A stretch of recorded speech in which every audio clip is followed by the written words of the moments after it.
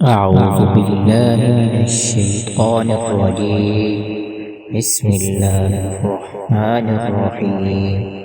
واتل عليهم نبأ ابني آدم بالحق إذ قربا قربانا فتقبل من أحدهما ولم يتقبل من الآخر قال لأقتلنك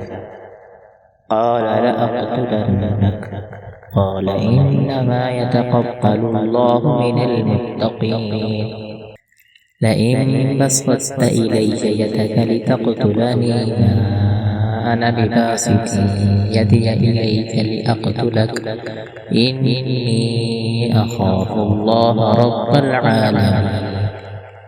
إني أريد أن تبوء بإثمي وإثمك فتكون من أصحاب النار وذلك جزاء الظالمين. فطوعت له نفسه قتل أخيه فقتله فأصبح من الخاسرين.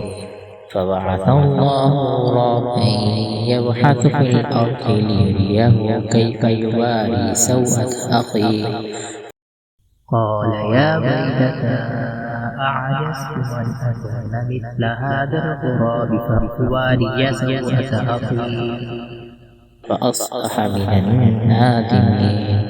من أجل ذلك كتبنا على بني إسرائيل أنه من قتل نفسا بغير نفس أو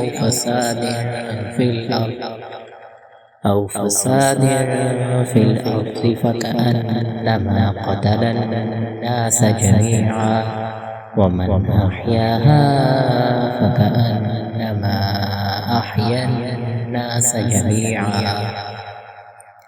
ولقد جاءتهم رسلنا بالبينات ثم إن كثيرا منهم بعد ذلك في الأرض لمسرفون. إنما جزاء الذين يحاربون الله ورسوله ويسعون في الأرض فسادا أن يقتلوا أو يصلبوا أو تقطع أيديهم وأرجلهم من خلاف أو ينفوا من الأرض ذلك لهم خزي